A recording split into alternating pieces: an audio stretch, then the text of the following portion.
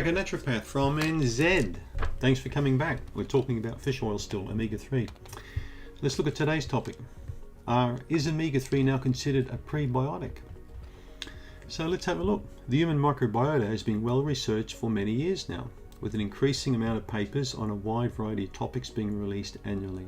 For example, a study published in 2017 in the journal Scientific Reports found that people who eat food rich in omega-3 fatty acids have a significantly more bacterial diversity in their gut, which promotes better overall health.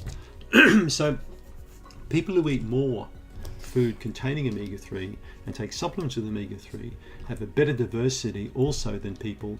Another study I looked at showed that the highest omega-6 containing diets tend to be completely different from the highest omega-3. So people who are living, for example, in Greenland, the Inuits, who consume crazy amounts of omega-3 will have significantly better microbiome diversity than, say, a guy living in New York drinking coffee and eating burgers all the time. I would say there's a massive difference in the gut. And of course, when you take both of these people and push them through 30, 40 years, you can understand who's going to be the first one to die of an inflammatory disease. It won't be that guy in his canoe. It's more than likely the guy in the Ferrari driving around in the smog in New York. That'll be him.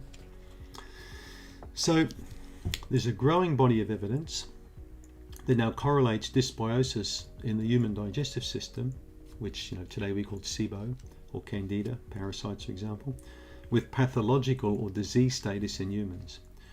There are many metabolic disorders humans face that are considered to be strongly associated with an inflammation related to composition of their gut bacteria. We know there are many different kinds and species of bacteria in our digestive system that can play an anti or pro-inflammatory role in their immediate environment.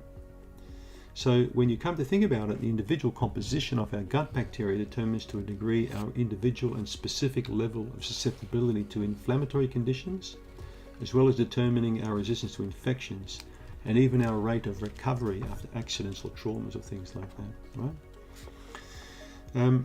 So we also know that omega-3 is capable of exerting significant effects when taken on a regular basis in terms of the internal environment, right?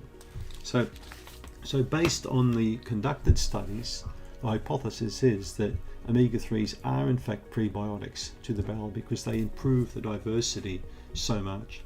So there you go. Now we can see so many benefits from these fish oils: cell signaling, inflammatory reductions, improving the profile of hormones, increasing stimulation of nitric oxide, and now we've got here adding to the gut bacteria, like making it a better environment for the gut. So as you can see, you can't lose taking omega-3 supplementation. Thanks for tuning in.